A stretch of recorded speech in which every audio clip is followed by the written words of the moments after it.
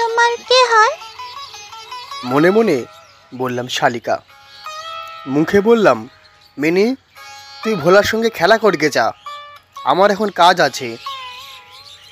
তখন সে আমার লিখবার টেবিলের পাশে আমার পায়ের কাছে বসে নিজের দুই হাঁটু এবং হাত নিয়ে অতি দ্রুত উচ্চারণে আগডুম বাগডুম খেলতে আরম্ভ করলো। আম পাতা জোড়া জোড়া। আমার সপ্তদশ পরিচ্ছেদে প্রতাপ সিংহ তখন কাঞ্চনমালাকে নিয়ে অন্ধকার রাত্রে কারাগারের উচ্চ বাতায়ন থেকে নিম্নবর্তী নদীর জলে ঝাঁপ দিয়ে পড়ছেন। আমার ঘর পথের ধারে। হঠাৎ মিনি আগডুম বাগডুম খেলা রেখে জানালার ধারে ছুটে গেল এবং চিৎকার করে ডাকতে লাগলো, কাবুলিওয়ালা।